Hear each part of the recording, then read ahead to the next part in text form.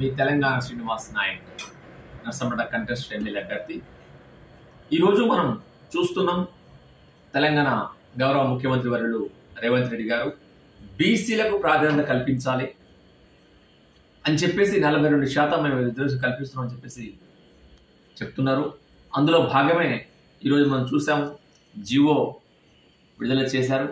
ఆ జీవో ప్రకారం కూడా మొత్తం యావత్ తెలంగాణలో రిజర్వేషన్ ఇంప్లిమెంట్ జీవో వచ్చేసింది. కొంతమంది ఉత్సాహకులు పోటీలో నిలబడాలని చెప్పేసి దావతులు సంబరాలు చేసుకుంటున్నారు.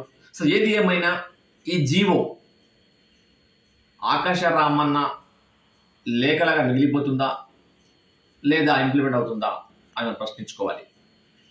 ముఖ్యంగా ఈ జీవో లీగల్గా ఆలోచిస్తే ఈ జీవో నిలబడే పరిస్థితి లేదు.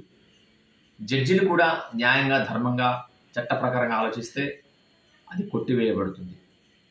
ఒకవేళ కాదు అంటే కొట్టివేయబడదు అని మొండిగా మనం అనుకుంటే గౌరవ ముఖ్యమంత్రి వర్యులు మరి ఆ కోర్టుకు ఎంపరికల్ డాటా హైకోర్టు ఎందుకు సమర్పించలే? అలాగే డెడికేట్ కమిషన్ రిపోర్ట్ ఎందుకు ఇవ్వలే? అంతేకాదు ఇండిపెండెంట్ కమిటీ రిపోర్ట్ కూడా సమర్పించలే. అంటే ఈ 3 సమర్పించకపోతే హైకోర్టులో జీవో ఎలా నిలబడుతుంది? ఇది వివక్షత కాదా? ఒకవేళ బీసీలకు ఎంత ప్రాధాన్యత ఉంటే మరి కొన్ని మండలాల్లో నేను చూశాను 20%, 30% కూడా దాటలే. ఇది బాధాకరం.